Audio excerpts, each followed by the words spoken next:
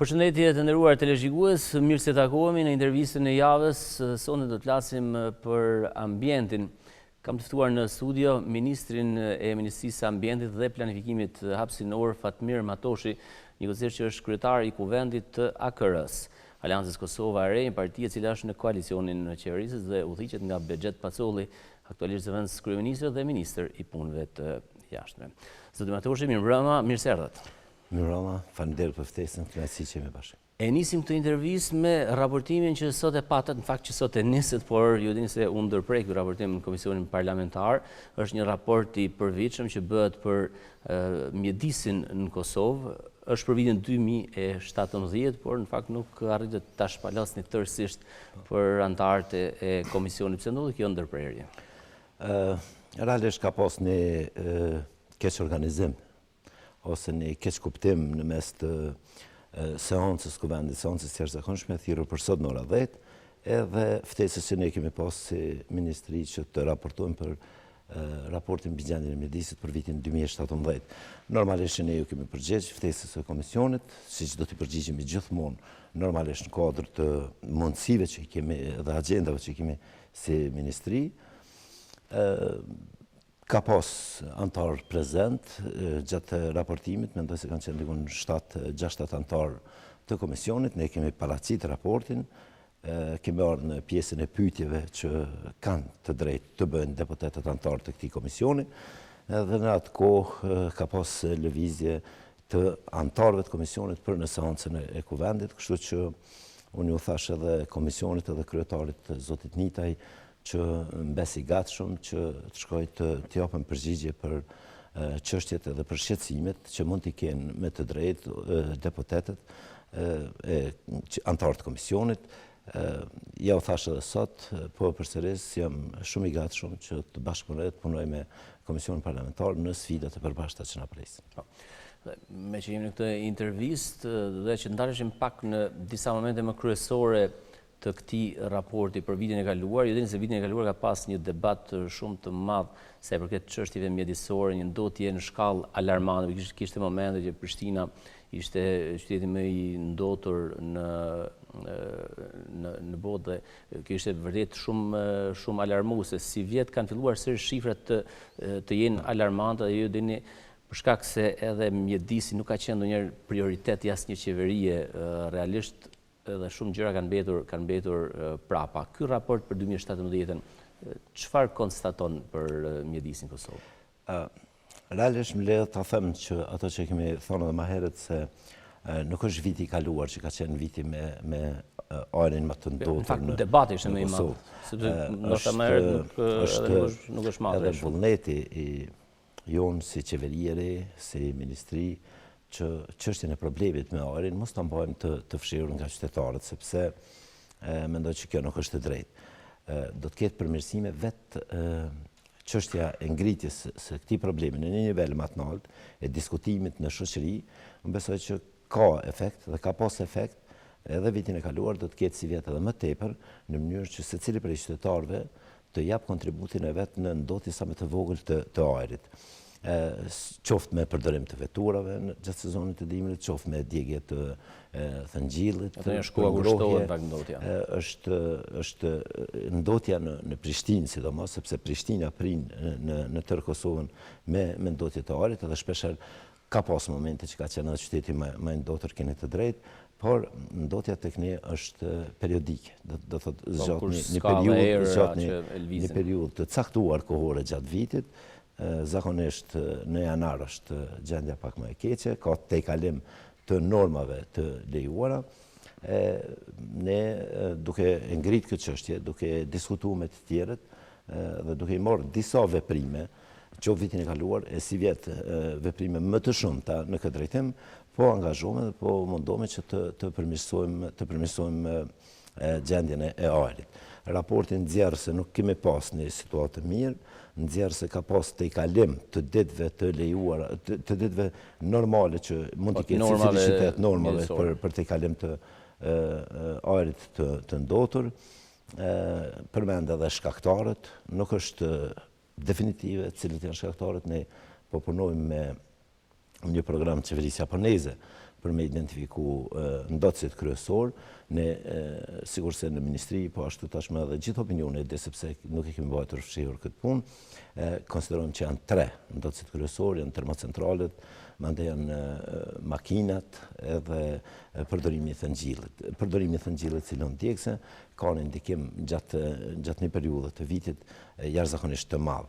Edhe shifrat që na tregojnë për gjendjen e ajrit brenda ditës thonë se nga ora 6 të mbrëmje deri në ora 8, 9, 10 të mbrëmjes ballafaqohemi me ajrin më të ndotur.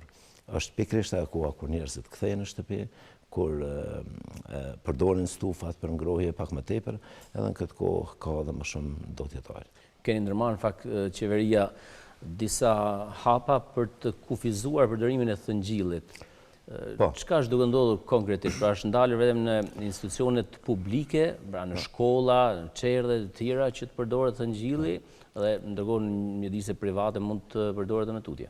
Ne kemi një task force për ajrin, ku jemi 7 ministri, dhe ne si Ministria e Mjedisë të udhëheqim atë. Në task force i diskutojmë edhe veprimet, pastaj i marrim edhe si vendim ose i propozojmë si vendime për të marrë.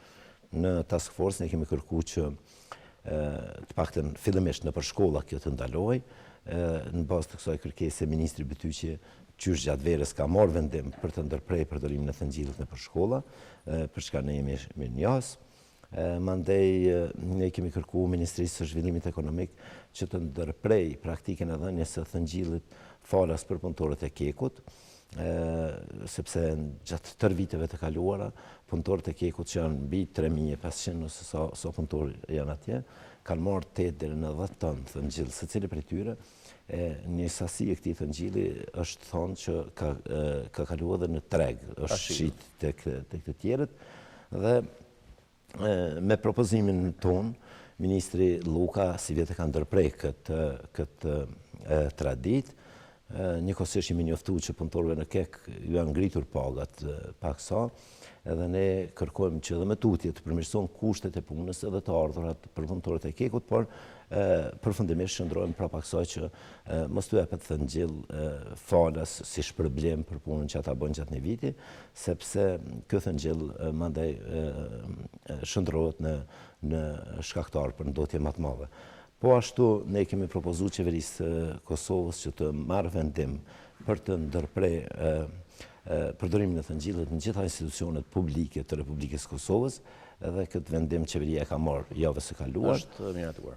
Do të angazhohemi tash që ky vendim të zbatohet. Keni rezistencë në zbatimin e tij, se kujtojmë edhe mundësitë financiare që i kanë institucionet që e kanë përdorur thëngjillin deri tash për ngrohje. Ne tash jemi të vetëdijshëm edhe besojmë fuqishëm që thëngjilli është një ndos shumë i madh kur përdoret për ngrohje. Do të kalojmë në të ardhmen në hapa të tjerë, kur edhe ekonomive familjare dhe banesave ose banimeve kolektive do të janë ndalojmë përdorimin e thëngjillit, por ne nuk mund ta bëjmë këtë përderisa institucionet e përdorin thëngjillin si lëndjekse. Tash përveç ndonjë rasti ku teknikisht ndoshta nuk mund të kemi ndryshim të kaldajave gjatë kësaj sezone dimrore, rastet tjera do ta zbatojnë vendimin e qeverisë, sepse është vendim i qeverisë së Kosovës dhe është obligativ për cilin do institucion në vend, dhe unë nuk besoj që të ketë qoftë kundërshtime ose qoftë hezitime. Bëhet fjalë për shëndetin e njerëzve, bëhet fjalë për shëndetin e fëmijëve, bëhet fjalë për shëndetin e gjeneratave që vinë, dhe në këtë drejtim ne nuk mund të bëjmë kompromis me zgjidhjet që aktualisht mund të duken pak më të lira ose pak ekonomikisht më të favorshme. Ne shpeshherë flasim për termocentralet, e dim se janë ndotë, se dim që ndotin në ajrin, por paramendoni që termocentralet kanë filterat e tyre. Dhe tash të llogarisim banesat kolektive ose shtëpit private ose institucionet publike që mund përdorin thëngjill pas një lloj filteri Po çfarë ndodhi që prodhohet pra? Të tymit që lirojnë, edhe ajo nuk kupton vetë se çfarë dëmi shkakton në mjedisin ku përdoret. Megjithatë, kufizimi i thëngjillit në institucionet publike, a është marrë ndonjë alternativë apo është gjetur ndonjë zgjidhje sipas nga qeveria se çka duhet të përdoren ata për ngrohje? Po, zgjedhja ekziston për Prishtinën, nuk është e këtij viti. Neve na vjen keq që ndonjëherë edhe të tjerët mund të sillen në situata jo shumë të lakmueshme. Mu ma tha një ambasador para pak ditësh në takim, tha se këto vajrat që përdoren edhe për ngrohje, pas ka një njoftim në shtetin e tij se nga viti 2020 nuk lejon të përdorohen absolutisht. Po do thotë njoftimi vjen 2-3 vjet më herët. Ne jemi tash në një situatë ku nuk mund të presim 2-3 vjet që të bëjmë njoftime paraprake për qoftë për familje, qoftë për institucionet, po na duhet të veprojmë në bazë të gjendjes dhe situatës çfarë kemi. Alternativa për Prishtinën është zgjerimi i rrjetit kogenerimit. Në vitin e ardhshëm do të investohen edhe 20 milion Po që do jap Bashkimi Evropian. Që i jep Bashkimi Evropian. Edhe kjo do të ketë efektin shumë të madh në përmirësimin e cilësisë së ajrit në Prishtinë.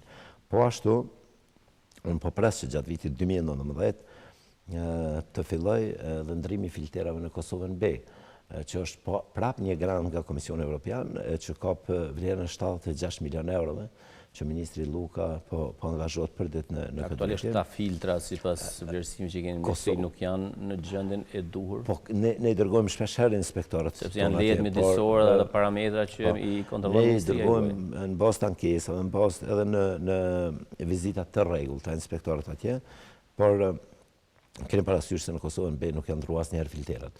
Edhe sot për shembull filterat që janë duke shkelur, janë duke të kaluar në Kosovës janë shumë funksional. Po zonë sepse janë ndruar, ndërsa në Kosovën B kjo pritet të fillojë që të ndrohen tek në vitin 2019. Eventualisht kjo mund të zgjatet edhe në vitin 2020, por gjithsesi është një grant shumë i rëndësishëm. Dhe për këtë, edhe si Ministrie, si qeveri, jemi shumë njës Komisionit Evropian që ka bon një donacion të tillë, një grant të tillë, i cili do të ketë ndikimin jashtëzakonisht të madh në cilësinë e ajrit, jo vetëm në Prishtinë, por edhe në rrethin. Janë ndotësit industriale që prodhojnë ndodhje të madhe, në fakt, termocentrale janë njëre, por janë edhe të tjerë, janë për trepshin apo për çimentorën, shartsemin e të tjera, të gjitha këto, apo edhe ndotës të tjerë, që është edhe ferronikli, të gjitha këto që janë edhe biznese, pra qarkullojnë miliona, duhet të respektojnë parametrat mjedisor. Ka pas raste më herë që janë shqiptuar edhe gjoba ndaj tyre. Aktualisht si që ndron gjendjet, si keni raportet me këto lloj biznesesh? Aktual, unë them se sot e prita zotin Kobayashi, që është përfaqësuesi regional i qeverisë japoneze, i programit JICA, qeverisë japoneze, dhe sot ai erdhi direkt nga Stambolli në Prishtinë për një takim 30 minuta dhe nesër do të vazhdojnë në ambasadën e Japonisë në Austri që mbulon edhe Kosovën për të folur për projektet tona të përbashkëta që kemi. Përmes këtij projekti ne kemi arritur që të aftësojmë zyrtarët e Ministrisë së Mjedisit që të bëjnë matjet e duhura edhe në ferronikel, edhe në shartcem, edhe në vende tjera. Më kanë thonë pa, edhe po e thëmë pa ndonjë të keqe që më kanë thonë udhëhes të Ministrisë, drejtorët e departamenteve, mandej kryeshefat ekzekutiv, që në të kalumen raportet që kanë dërgu këto industri, janë marrë si të mirëqena, sepse nuk kemi... Raport që kanë bërë vetë industritë? Që kanë bërë vetë industritë, janë marrë si të mirëqena. Kuptohet sa mund të jenë të besueshme edhe nuk ka pas një ngritje të kapaciteteve profesionale të njerëzve brenda ministrisë që të bëjnë matje. Tash kemi ekipe brenda ministrisë që falë këtyre donacioneve, falë këtyre projekteve që kemi pas, sidomos me JICA-n, janë jashtëzakonisht mirë të aftësuar edhe të përgatitur për të bërë matjet e duhura, edhe ato matjet të jenë të besueshme dhe korrekte. Dhe ka pas momente kur kanë ndërhyrë inspektorët, ka pas edhe lanë që ndërguar në gjykatë, ka pas edhe shqiptim të masave ndëshkuese ndaj industrive, po sa i përfillin, si po reagojnë këto industri? Po tash besoj që përfillje duhet të ketë, edhe do të ketë, nuk flasë se sa në përfill në të kaluarën, por flasë për këtë periudhë, në momentin që konstatohen shkelje qoftë në cilën do për industrive, pavarësisht se ato e burim i zhvillimit ekonomik të vendit, ne si ministri nuk do të heshtim edhe do të ndërmarrim të gjitha masat që të zbatohen vendimet edhe të vijen përpara përgjegjësisë gjithë ata që shkaktojnë ndotje. Më herët e përmendët çështja e Thëngjillit, sot kishte një deklaratë për media, ju cituan disa mediume online edhe për përdorimin e peletit, një pelet që vjen nga Serbia dhe që dyshohet se është goxha i dëmshëm dhe shkakton një ndodhje të madhe. Cila është e vërteta rreth kësaj deklarate? Ne kemi ngritur sot në komision, ja kam thonë edhe ministrit tregtisë, kjo çështje është ngritur para 3 javësh në takimin e task forces për ajrin. Ka dyshime që një pjesë e peletit që importohet në Kosovë, e sidomos një pjesë e peletit që importohet nga Serbia, është më dëmshme ose paqe dëmshme sa edhe Thëngjilli. Na shton që mund të ketë në përbërjet e tij edhe copat vogla gome të bluar ose edhe plastik.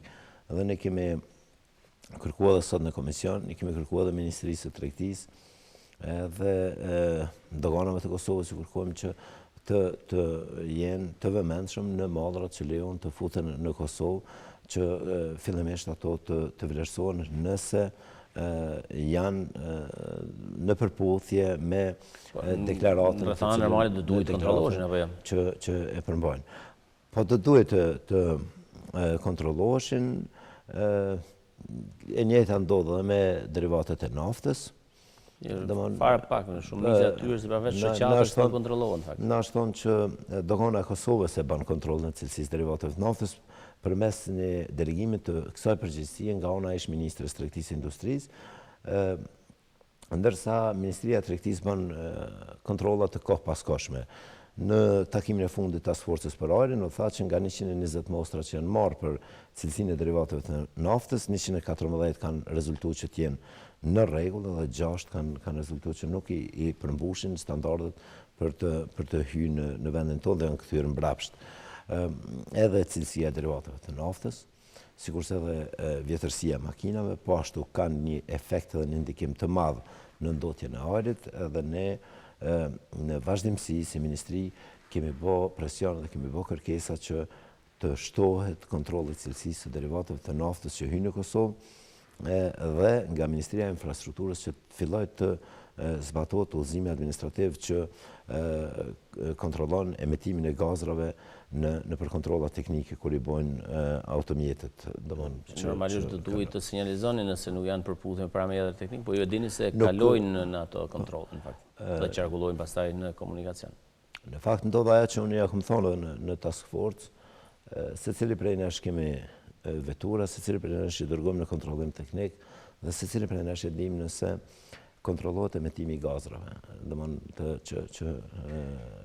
që lirojnë automjetet gjatë kontrollit teknik, e dim se kjo nuk ndodh, kërkoj që kjo të ndodh sa më parë sepse automjetet janë po ashtu një burim i madh i ndotjes së ajrit. Ndërmasat me qenit automjetet, ndërmasat që vetë janë marrë në komunën e Prishtinës, ka qenë ndaj kufizimi i lëvizjes autometeve, mund të priten masat ngjashme që ketë një kufizim, një reduktim, a është kjo zgjidhje? Dhe shumica e njerëzve në fakt qarkullojnë me automjete, në transporti publik nuk është se funksionon aq mirë. Për Prishtinën nuk e di sa mund të jetë kjo zgjidhje. E di që në shumë qytete të ndryshme evropiane ka kufizime të këtilla, ka dhe zonat të gjelbërta ku nuk lejohen të hyjnë veturat ose klasifikohen se cilat vetura mund të hyjnë dhe cilat nuk mund të hyjnë ose promovohen automjete ku mund të hyjnë automjete me energji elektrike që funksionojnë ose ato hibrid. Është bën fjalë për infrastrukturë tepër më të avancuar. Po bëhet fjalë për një infrastrukturë tjetër, pra ku funksionojnë rrjetet e transportit publik, edhe unë nuk do të dëshiroja që kjo të ndodhë këtë vetë në Prishtinë, nuk mendoj se do të ndodhë. Besoj që do të jemi të gjithë pak me të vëmendshëm që të përdorim sa më pak automjete për aq sa kemi mundësi gjatë këtyre ditëve kritike që ne i kemi gjatë vitit, edhe po ashtu të përdorim sa më pak thëngjill për ngrohje. Siç e thash edhe sot në komision, tregtimi i thëngjillit vazhdon të jetë i lirshëm megjithatë, nuk është se është Jo, penguar, i bllokuar? Realisht, tregtimi i thëngjillit është veprim ilegal. Edhe konsiderohet si i tillë. Unë kam kërku javën e kaluar. Pra është ndaluar? Është ndaluar. Ka gjoba për ata që e bëjnë një gjë të tillë? Ka gjoba, ka konfiskime. Sot janë konfiskuar sasi të thëngjillit, nëse s'gaboj, dikun afër Vushtrisë. Unë javën e kaluar kam kërku nga kryeinspektori edhe nga inspektorët e Ministrisë të Mjedisit që bashkë me inspektorët e Komisionit për Minjera Minerale në bashkëpunim me Policinë e Kosovës të ndërmarrin aksione për mos lejuar shitjen e thëngjillit nëpër rrugë. Ky aksion tashmë ka filluar. Nuk do ta mbajmë më. Kemi inspektorë të mjaftueshëm që ta mbikëqyrin edhe ta mbajnë. Nuk kemi inspektorë të mjaftueshëm, por do të bashkërëndojmë aktivitetet tona me inspektorët komunal nëpër komuna, me inspektorët e Komisionit për Minjera Minerale, me Policinë e Kosovës, pra që sa do të arrijmë që të koordinohemi të gjithë së bashku në mënyrë që gjithë bashkë të kemi rezultate konkrete në këtë drejtim. Pa e thamë edhe njerë aksioni për të ndërprerë shitjen e thëngjillit nëpër rrugë ose për të konfiskuar thëngjillin që shitet ilegalisht nëpër rrugë ka filluar sot. Nuk do të dëshiroj, po e thamë këto publikisht. Absolutisht vërtet, mos harroni është gjendje e rënda ekonomike dhe njerëzit përdorin ata që mund të na përcjellin, mos shkojnë nesër me shit thëngjill rrugës, sepse qëllimi jonë nuk është që dalim edhe të krijojmë lajme të thomi i marrëm 10 kamiona ose 20 kamiona me thëngjill. Qëllimi jonë është që ta ndalojmë shitjen e thëngjillit nëpër rrugët e Prishtinës edhe rreth Prishtinës. Vetëm Prishtina apo? Jo, rasti që ka ndodhur sot është në Vushtri për shembull, por e di që janë disa pika, të paktën mua si ministër ka shumë qytetarë që më kanë dërguar porosim, kanë shkruar nëpër rrjetet sociale, më kanë thonë që në këtë hapësirë, në këtë vend shitet thëngjilli, haptas s'ka rrugës, këto informata unë i kam marrë, i falenderoj njerëzit që më kanë shkruar, që kanë besuar se kur e kemi informatën e saktë dhe mund ndërmarrëm diçka. Me gjithë këto informata që kam pasur, kam thirrë kryeinspektorin në zyrën time, kam biseduar me ta dhe kam kërkuar prej tij që të ndërmarrë aksion. Ne folem për thëngjillin, përmendëm çështjen e peletit. Dini ka një taks për produktet që vijnë nga Serbia 10% që sipas të dhënave, sipas drejtorit doganave, në fakt e ka përgjysmuar aktualisht importi nga Serbia. A mund të pritet një kufizim në rastin konkret të një produkti dyshim siç është peleti për cilin ju folët më herët? Po, kjo do të ndodhë, kufizimi do të ndodhë pavarësisht taksës për cilën vendosëm në qeveri që të taksojmë produktet që vijnë nga Serbia, por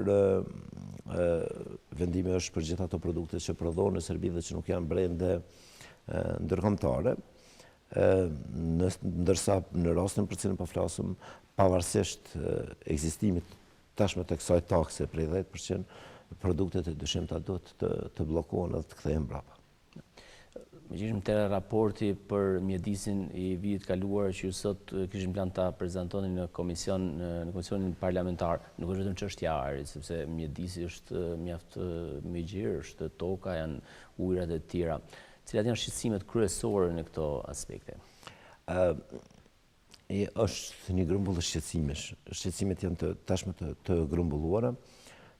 Ashtu si që thash edhe në komisionin parlamentar sot, ne me shoqëri e dalë nga lufta, jemi një shoqëri ku kemi pas probleme dhe sfidat të tjera. Kemi pas infrastrukturën e rënuar plotësisht, kemi pas shtëpi të shkatruara, mungesë të kushteve elementare dhe gjitha këto nga dalë kanë bë dhe kanë ndiku, kemi që duke themelu, duke shtetin tonë, duke shpall pavarësinë tonë. Edhe gjitha këto kanë bërë që për një periudhë caktuar ndoshta mjedisi të mbetet pak anash. Tash është mirë që është në prioritet të angazhimit të qeverisë, nuk po them në prioritetet buxhetore, sepse buxheti na ka mbetur po i njëjti. Pra nuk është se keni lëvizje. Tani që është plan buxheti për projekti buxheti. Nuk kemi lëvizje, kemi pak rënje të kufirit buxhetor. Megjithëse edhe kjo rënje që ka ndodhur në kufirin buxhetor të ministrisë i dedikohet 2 komuna që kanë ligje të veçanta, i dedikohet komunës Prishtinës dhe komunës së Obiliqit, dhe ne jemi në rregull me këtë. Po gjithsesi vëmendje kemi, prioritet kemi, edhe nga qeveria, edhe nga kryeministri, por parat nga buxheti i Kosovës i kemi më të pakta, ndërsa mbështetjen e donatorëve edhe organizatave të huaja, organizatave të jashtme që veprojnë në Kosovë, kemi një mbështetje shumë të madhe. Përmes ministrisë tonë, do thotë, zbatohen disa projekte që janë në marrëveshje për kredi të buta ose grante nga vendet tjera, siç është impjanti i trajtimit të ujrave të zeza të Prishtinës dhe rrëthines Prishtinës, që është një projekt 80 milionësh me qeverinë franceze, mandej ka dhe iniciativa të tjera që ndërlidhen me impjant të trajtimit të ujrave të zeza, sepse në momentin që po flasëm vetëm rreth 5% e ujrave të zeza në Republikën e Kosovës trajtohen, të gjitha të tjerat përfundojnë të patrajtuara, qoftë në për Lëmej, ose në për Liçen, ose në për vendet të tjera. Dhe tash prioriteti i qeverisë është që të ndërtohen impjantat. Në 7 qendrat kryesore të Kosovës ka lëvizje, do të vazhdojmë edhe me komuna të tjera, komuna më të vogla që të kemi impjante për trajtimin e ujrave të zeza. Prioritet tjetër mbetet sigurimi i rezervave ujore në vendin tonë. Tash unë para një muaj e gjysë kam shkruar Bankës Botërore një letër ku kam kërkuar mbështetje për krijimin e rezervave të reja ujore. Kemi marrë përgjigjen pozitive. Do të ndërtojmë edhe spaku 2 mbledhës të ri në Republikën e Kosovës. Edhe pastaj ku do të jenë ta? Do të përcaktojnë studimet që do t'i bëjmë. Sipas gjitha gjasave, kemi 4-5 opcione të mundshme. Njërin nga ta do t'jetë në Kamenicë, në penda Kremenatës, mandej është qyrtohet Dragacina në Suarek, është një tjetër në afërsi të Shtimes. Kështu me radhë, po ne si vend dhe si shtet do të angazhohemi tash më fuqishëm që të kemi rezervat ujore të mjaftueshme për vendin. Ja të mbetet shihet se betejë për ujin do të jetë kryesorja pas betejës për luftës për naftën. Dhe kur jemi te uji dhe këto, natësh vëmendja shkon te ju dini te liçeni Ujmani, që është një aset shumë i rëndësishëm në Kosovë, por do dal pak më vonë te kjo pjesë kur të flasim pak edhe për çështjet politike, sepse vjen edhe kryetari i kuvendit të AKR-s. Megjithatë, duke u ndalur te pjesa mjedisore dhe masa që ju merrni së fundi, është diskutuar shumë për një udhëzim që ju keni nxjerrë si ministri, që ka të bëjë me shqiptimin e gjobave për ata që hedhin mbeturina pra vend e pa vend. Ju dini nga do gjejnë mbeturina në secilin qytet, nuk është asnjë që mund të thuash se është shembull për çështjen e pastërtisë, edhe pavarësisht disa nismave dhe përpjekjeve. Sa është duke u zbatuar ky udhëzim, sepse qeveria, ministrisë shpesh nxjerrin udhëzime, por shpesh edhe nuk zbatohen? Nga data 15 shtator ne jemi në aksionin ta pastrojmë Kosovën. Është bërë shumë punë. Janë eliminuar mbi 500 deponi ilegale. Jem mbledh me mira ton mbeturina. Ka vullnetar në gjithë vendin, për çdo ditë 3-4 aksione, 5 aksione gjithkaja. Vullnetarët e LSD-t Kosova janë për çdo ditë në terren si organizat që teknikisht merret me projektin. Udhëzimi administrativ për gjobat është po ashtu i nxjerr brenda këtij afati të aksionit ta pastrojmë Kosovën. Ka filluar të zbatohet, zbatohet përmes 3 institucioneve.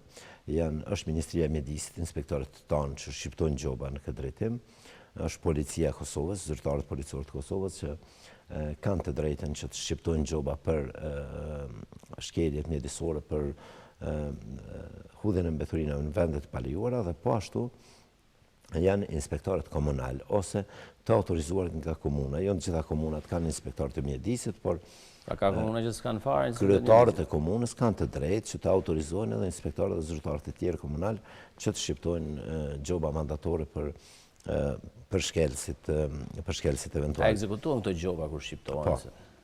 Po, gjobat sillen nga 20 deri në 100 euro, varësisht prej çfarë lloj vepre është kryer. Ka një afat ankese të ditor, është formuar komisioni për shqyrtimin e tyre, mandej në rast se paguhen në afatin prej 15 ditësh mund të paguhet vetëm 50% e gjobës së shqiptuar. Në rastin e gjobave të policisë. Është e njëjta. Dhe fill pas kësaj, udhëzimi administrativ i ka para pa dhe procedurat përmbarimore, pra përmes përmbaruesve do të merren mjetet në llogari bankare të gjithë shkelcëve. Kështu që ai që bën shkeljen s'ka shpëtim. Jo, nuk ka shpëtim, nuk po flasim për një tiketë që mund të jap dikush dikujt edhe mandej ajo të vjetërsohet ose të mbetet nëpër sirtare. Ne do të angazhohemi që çdo gjobë e shqiptuar për hedhje të mbeturinave në vendet të palejuara edhe të inkasohet. Në njëjtën kohë, këto mjete do t'u dedikohen komunave ku janë kryer këto veprime dhe besoj shumë që do të përdoren për të zgjeruar rrjetin e infrastrukturës për hedhje të mbeturinave që janë kontinierët ose për ndërtim të zonave të gjelbërta nëpër qytete të caktuara. Ne kemi ende punë për me bë për infrastrukturën, për me plotësu infrastrukturën, edhe në kuadër të kësaj jemi duke konsoliduar një fond prej mbi 20 milion eurosh bashkë me GIZ-in, Komisionin Evropian, Ministrinë e Pushtetit Lokal, Administrimin e Pushtetit Lokal dhe Qeverinë Zvicrane. Po e bëjmë një fond të përbashkët prej mbi 20 milion eurosh që do të dedikohet komunave në bazë të performancës së tyre për menaxhim të mbeturinave. Pra kush menaxhon më mirë marrë më shumë fonda. Kush menaxhon më mirë sigurisht do të përfitojë gare mes. Po ashtu edhe këtë vit edhe për vitin 2019 edhe ne si ministri kemi lansuar një grant prej 1.2 milion eurosh që përmes cilit do të investojmë projekte të infrastrukturës në 5 komuna të cilat kanë qenë më aktive në kuadër të aksionit të pastrojmë Kosovën. Një aksion që vazhdon edhe me tutje. Besoni se në mënyrë vullnetare mund pastrohet Kosova dhe zgjidhet çështja e mbeturinave sepse ju thatë janë grumbulluar gjithë ato tonë mbeturina, po ku përfundojnë ato mbeturina, si përpunohen, si menaxhohen me tutje? Ato keni parasysh që nga pas lufta ne vetëm grumbullojmë dhe transportojmë mbeturina nga një vend në një vend tjetër. Gjitha shkojnë nëpër deponi dhe atje përfundojnë.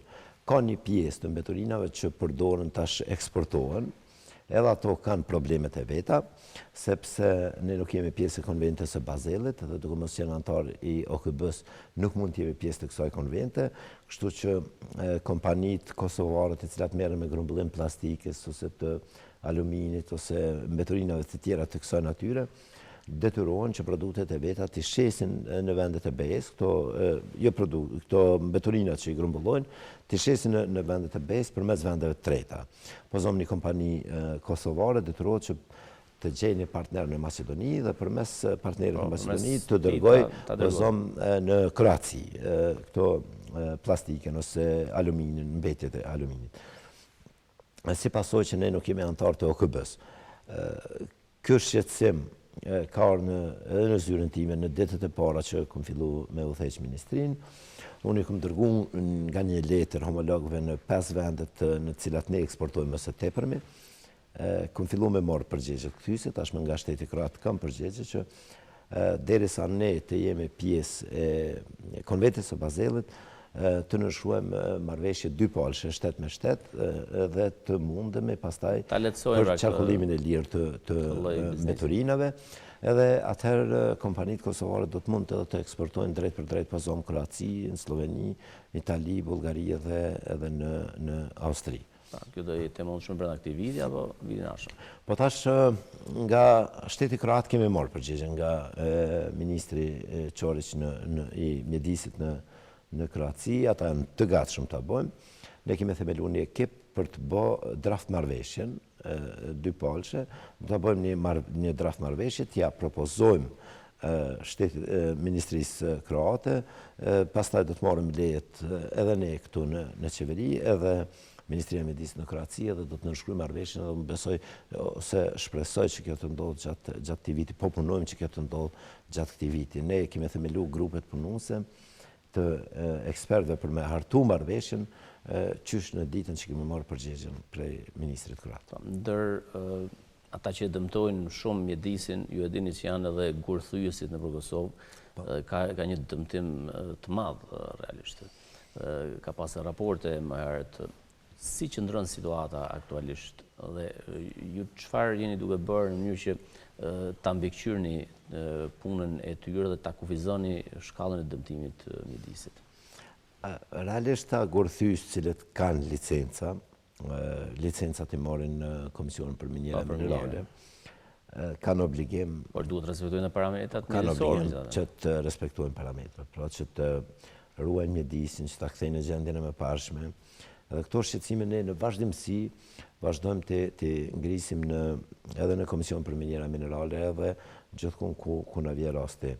Ka shumë landë që ndërgunë për gjykata, ka shumë kërkesa për mos të vazhdu licencat operatorëve që merren me këtë fushë.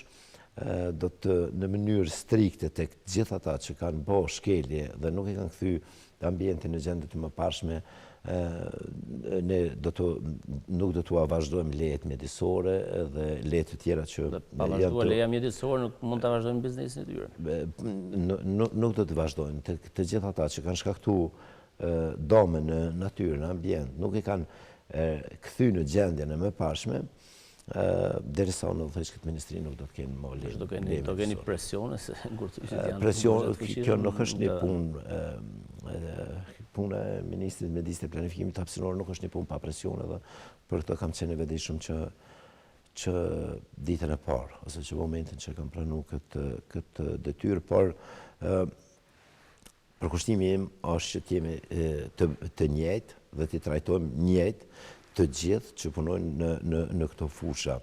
Kemi pas edhe probleme të tjera, si që janë largimi objekteve pranë liçenit Batllavës, për shembull, ku ishte një aksion më herët. Kemi pas një aksion të mëhershëm që ma kanë propozuar inspektorati dhe kanë thonë që janë pjekë të gjitha kushtet për me i largu këto objekte, por që në të kaluaren kanë qenë të ndaluar nga politika.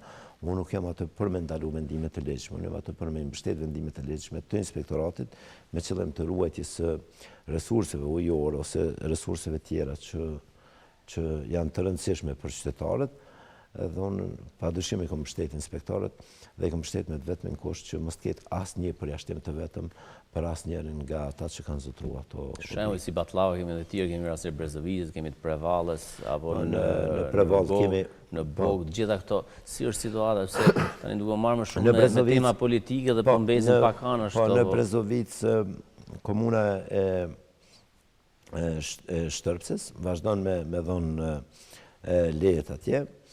Ndërsa përsa i përket Prevallës, janë 29 objekte të cilat kanë vendime për rënim, që nuk janë rënuar ende, si pasojë e ankimimeve në përgjykata. Vendimet janë në fuqi, ne po presim edhe fjalën e fundit të gjykatës, sepse nuk do ta ndërmarrim asnjë veprim derisa mos jenë plotësisht baza ligjore për të ndërmarrë veprime. Unë besoj që shpejt gjykatat do të kthejnë përgjigjet në këtë drejtim dhe posa të kemi përgjigjet e gjykatave ne do të veprojmë edhe në Prevallë, njëjtë sikurse edhe në Batlllavë, pa asnjë hezitim edhe pa asnjë përjashtim të asnjërit nga rastet të cilat tashmë kanë vendime dhe vendimet e tyre janë valide, vendimet për rënim janë valide. Sot ma ka konfirmu kryeinspektori në një takim që të gjitha këto vendime janë të vlefshme dhe ne do të fillojmë me zbatimin e tyre. Mesin aty sa që do rënohen kushtet ligjore. Mund të ketë edhe njerëz me pushtet, njerëz politike apo njerëz biznes, pra njerëz me ndikim. Se ata që s'kanë nuk është se kanë ndërtuar atje shtëpi apo vila. Dhe para se dalte pjesa politike kësaj interviste, një pyetje ministër për atë që ju e konsideroni si polici mjedisore që mund të krijohet. Sepse kjo do zgjidhte shumë probleme, do mbikëqyrte, do zbatonte këto udhëzimet e tjera.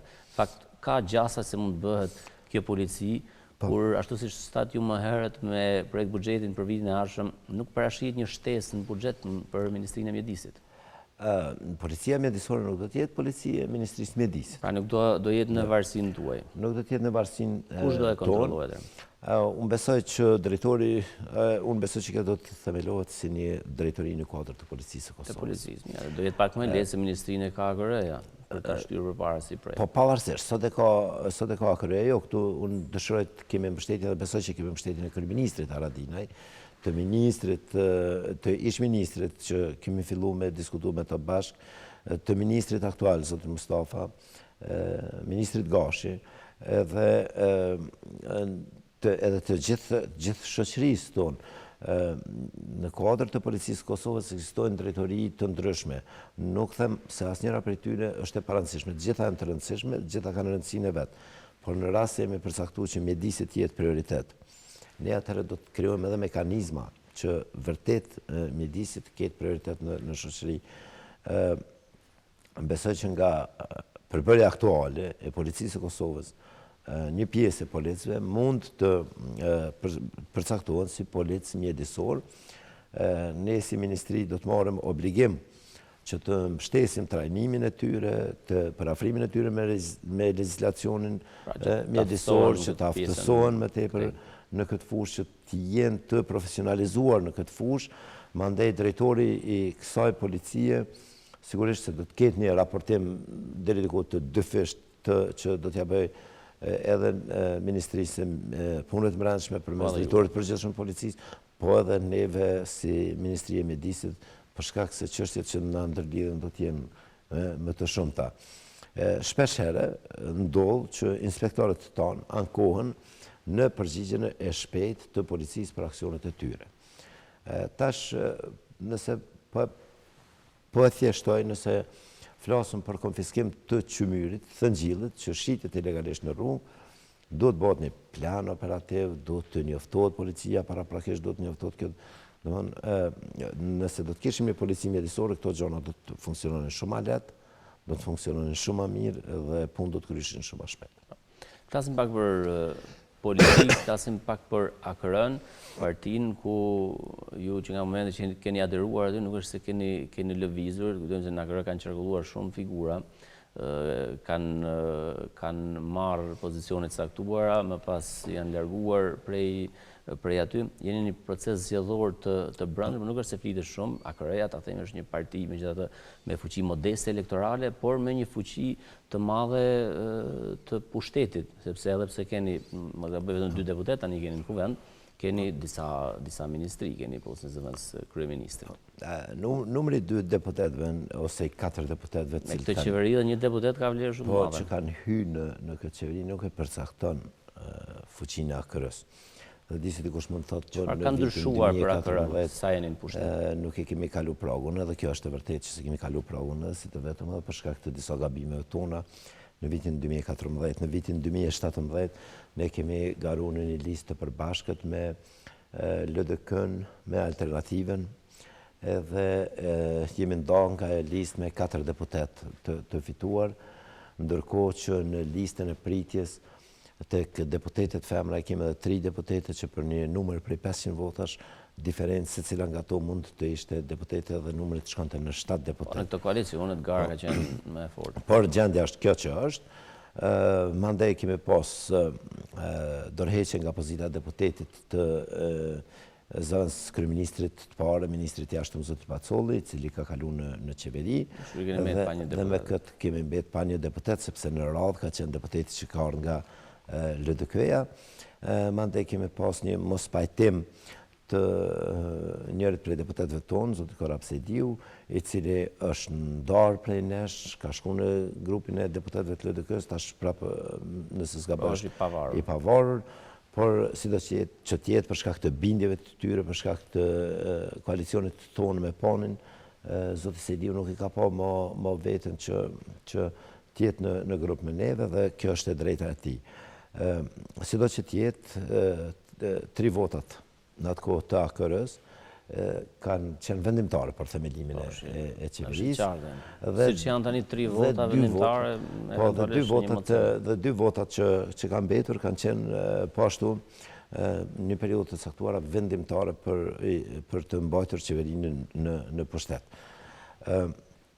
Duke qenë kështu, duke pas se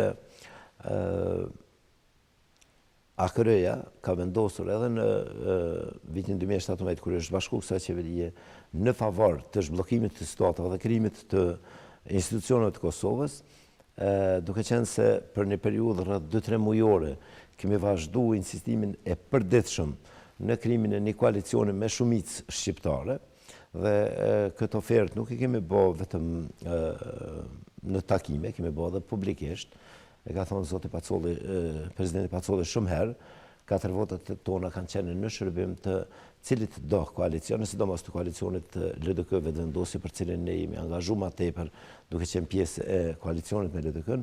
Po ajo s'është e mundur. Unë nuk e kuptoj pse s'është e mundur, edhe sot nuk arri me kuptu pse s'ka qenë e mundur kjo. Por ajo që ka qenë ofertë serioze dhe shumë e sinqertë për nesh ka qenë që 4 votat e AKR-s ky koalicioni ka pas edhe pa asnjë post ministror. Këtë kemi thonë shumë herë, kemi thonë edhe aty, kemi thonë edhe publikut edhe të gjithëve. Jemi këtu ku jemi. Dhe në situatën në cilën jemi ndodhur, ne kemi marrë një drejtim tjetër, kemi dhënë një rast krijimit të institucioneve të Kosovës. Nuk mendoj sot në vite më tepër pas kësaj që kemi gabu, mendoj që ka qenë një vendim shumë i drejtë, shumë i mirë. Mendoj që kjo qeveri ka bërë shumë punë të mira për vendin. AKR-ja është krenare që është pjesë e kësaj qeverie. Kemi hapësirën tonë të veprimit brenda qeverisë. Angazhohemi për të zbatuar pjesën tonë programore në kuadër të qeverisë udhëhequr nga kryeministri Haradinaj dhe duke qenë se kemi konsideruar si të suksesshme këtë periudhë, ne kemi vendosur edhe me kërkesë të shumë degëve, të shumë njerëzve që ditë pas dite i ofrohen partisë që të hymë në një proces të mbrëmshëm zgjedhor që ne kemi filluar 2 javë më herët. Dhe nëse kjo qeverisë do jetë shumë jetë gjatë, siç edhe po flitet vazhdimisht, AKR-ja me këtë fuqi që e ka dhe me këtë që ju e thoni, do guxon të shkonte vetëm në zgjedhje? Unë mendoj që pa asnjë dyshim, AKR-ja mundet me hyje vetëm në zgjedhje. Kemi struktura të konsolidume në shumicën absolute të komunave të Kosovës, qeverisim me Mitrovicën, jemi në bashkëqeverisje në Prishtinë dhe në disa komunat e tjera. Kemi pas një performancë të mirë në ministritë me cilat kemi qeverisur, kemi kryer punë të mira. Kjo besoj që nuk mbetet pa vlerësuar nga qytetarët e Kosovës dhe fundja ne si subjekt politik nuk do të jemi ata që do të përcaktojmë se cili do të jetë trendi i lëvizjeve politike në zgjedhjet të ardhshme, por nëse subjektet politike vendosin që të garojnë vetëm, ne jemi të gatshëm që të garojmë vetëm. Po ashtu e di që asnjë subjekt politik nuk do të marrë ofertë nga AKR-ja që të bashkangjiti me dikuj, ndërsa në rast se krijohen blloqe politike dhe në rast se kemi oferta, atëherë besoj që do të shqyrtojmë ato oferta dhe është e mundshme që edhe të marrim pjesë me ndonjë subjekt tjetër së bashku. A është treguesi i stabilitetit lëvizja e shpeshte e ministrave, sepse ju dini keni AKR-ja ka 3 ministra të brendshëm, në fakt 2 kanë shkuar, shemruar tjetri, ju keni pasuar një ministër që ka qenë para jush. Të gjitha këto që kanë ndodhur me AKR-n, çfarë tregojnë? AKR-ja në fakt e ka ndruar vetëm një ministër të brendshëm, e ka ndruar vetëm zotin Betush Gashi. Ministrin Sefaj është ndruar me kërkesën e kryeministrit Haradinaj. Një kërkesë që nuk e kemi prit shumë mirë dhe shumë lehtë si subjekt politik, por megjithatë jemi pajtu me ato. Tash po shoh që edhe një komision parlamentar po bën hetime, unë besoj e shpresoj që e ardhmja të dëshmoj domosdoshmë se zoti Sefaj ka kry punën e tij ashtu si duhet. Lëshimet që mund t'i kenë bë i kanë kushtuar me largim nga pozita e ministrit, por definitivisht ai është njëri prej ministrave më të mirë që ka pas AKR-ja dhe që ka pas Republika e Kosovës ndonjëherë dhe jam ku është tani zoti Sefaj? Zoti Sefaj punon tash në vende të ndryshme të botës. Paguhet sa mund paguhet me gjithë ministrat e Kosovës bashkë dhe ka një jetë të tij para vetes. Përkushtimi i tij për me shërbyer vendit ka qenë jashtëzakonisht i madh. Edhe unë ndihna shumë mirë që kam pas rast me punu me ta së bashku për një periudhë kohore.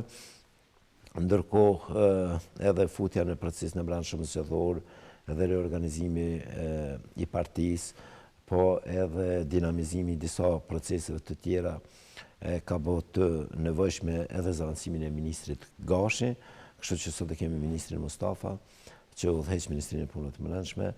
Dhe kjo është lëvizja të cilën ne si subjekt politik kemi bërë. A e mbështet AKR-ja një shkëmbim eventual apo një pazar territorial me Serbinë, siç edhe po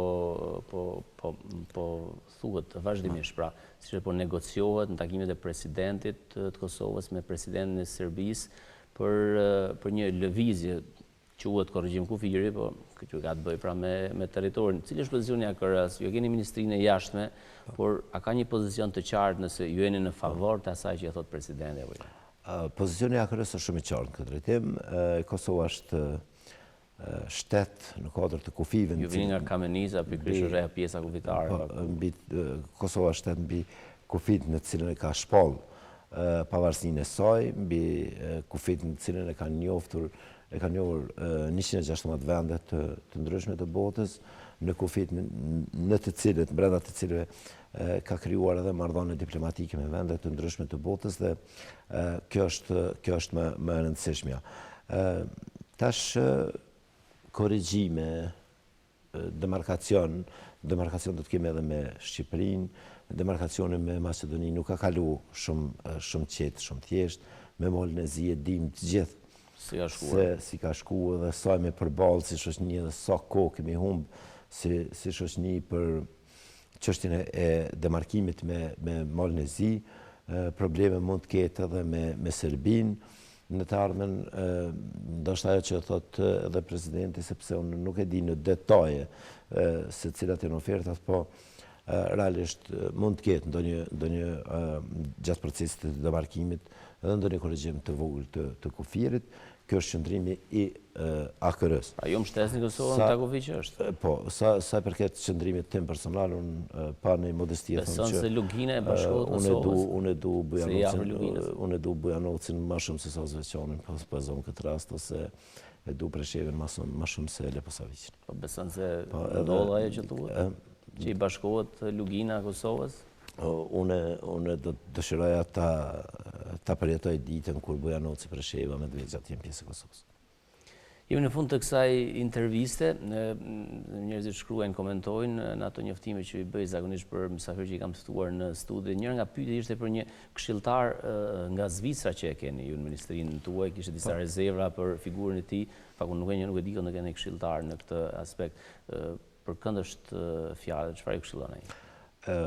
Këshilltar të jashtëm, ne kam zotin Pierre Koller, kam këshilltar pa pagesë. Pra nuk e paguani? Jo, nuk e paguani. Çfarë llogari ka e ju këshilloi ju? Zoti Pierre Koller është një mik i madh i Kosovës dhe shqiptarëve. Ka qenë kryetar komune në Zvicër rreth 10 vite. Ka qenë ministri i ambientit në Republikën e Kantonit Jura në Zvicër, deputet në Parlamentin Zvicran. Është një person që tash është nda nga politika dhe unë kam njohje me zotin Koller ka ma tepër se 10 vjetë dhe kam kërku prej tij që tjetë pjesë e kabinetit tim që të më ndihmoj sidomos në krijimin e raporteve me vendet e BE-s, që të më mbështesë dhe të më ndihmoj që si Ministria e Mjedisit të aplikojmë në fonde në Komisionin Evropian dhe në vendet të tjera në projekte mjedisore në Kosovë. Gjatë kohës edhe angazhimit të tij politik, zoti Pierre Koller ka gëzuar mbështetjen e një komuniteti të madh të shqiptarëve në vendet ku ka vepruar, sidomos në kantonin Jura, në Zvicër, dhe ai ka pranuar këtë ofertë. Unë jam në kontakt të vazhdueshëm me ta. Ju ndihmon konkretisht diçka deri tani? Kohë pas kohë edhe do të jetë këtu, javën e ardhshme do të jetë këtu në Kosovë, do të jemi bashkë me zotin Koller në një takim të ministrave të rajonit, ministrat mjedisit të rajonit që do të mbahet në Shkup për ndryshimet klimatike. Është një person shumë karizmatik, ka udhëhequr projekte gjysmë miliardëshe që kanë pas të bëjnë me azbestin, me probleme të tjera mjedisore në Zvicër, dhe unë jam shumë i lumtur, shumë krenar që kam pjesë kabinetit. Ministër, të kuptohet se drejtosh ministrinë është një përgjegjësi politike dhe shpesh nuk është se ministrat mund të jenë patjetër të sferës përkatëse. Ju keni studimet i keni për psikologji, udhtoni për ditë nga Kameniza, një rrugë goxha e gjatë për të ardhur në Prishtinë dhe për të kthyer çdo ditë. Ka një vit që ju jeni në Ministrinë e Ambientit, a shkuar mjaftueshëm për të familiarizuar me çështjet mjedisore dhe me të brenga vërtet të mëdha për mjedisin në vendin tonë? Unë jam i prirë që t'ju besoj ekspertëve. Angazhohem që ekspertë që ekzistojnë në ministri, po edhe ata të tjerë të jashtëme që mund t'i angazhojmë, të besoj atyre në problemet që kemi me ujrat, në problemet që kemi me trajtimin e ujrave të zeza, në problemet mjedisore, në problemin e ruajtjes së parqeve nacionale që i kemi në të gjitha. Unë nuk jam as i fushës së mjedisit edhe as i planifikimit hapësinor. Edhe mjedisi dhe planifikimi hapësinor që janë në kundërshtim me njëra tjetrën, gjithkund ku planifikohet, atëherë preket mjedisi. Dhe shumë shkanë të vendësh bërë pa plan. Do t'jesh diku në mes të këtyre dyjave. Unë merrem me politikë, angazhohem që t'u jap zgjidhje politike çështjeve, mundohem që problemet t'i diskutoj edhe zgjidhjet t'i gjej jo përmes një kanali, mundohem që informatat që i marr të jenë të shumanshme, të vinë nga shumon, në mënyrë që të shoh nëse në momentit caktuar jam këshillu mirë ose jam orientu mirë nga departamentet të caktuar ose nga këshilltarë të caktuar, si me thonë, e bëj një verifikim edhe të informatave që marrë nga të gjithë, në mënyrë që veprimet që i morëm të jenë pastaj me të vërtet veprimet e duhura, dhe ajo që po e përsëris edhe njëherë, unë atë për të zhvillu prioritetet që ne i kemi, e që janë në këtë rast 2, angazhimi jonë permanent në krijimin e rezervave më të mëdha ujore për vendin, edhe trajtimin e ujrave të zeza dhe krijimin e një ambienti më të pastër dhe më të shëndetshëm për qytetarët. Mos ta japim ujmanin, siç po flitet. Unë nuk pres që ne ta japim ujmanin, besoj që ujmani i takon Kosovës edhe do të ishte në shërbim të Kosovës, edhe po të ishte edhe pjesa që nuk ndodhet brenda territorit të Kosovës, është në shërbim të vendit. Kjo është e rregulluar me konventat ndërkombëtare. Ministre, faleminderit për intervistën. Faleminderit për ftesën, është kënaqësi. Ishte Ministri i Mjedisit dhe Planifikimit Hapësinor Fatmir Matoshi. Qëndrojmë me tuti me programet në vazhdim të RTK-s. Takohemi javën e ardhshme.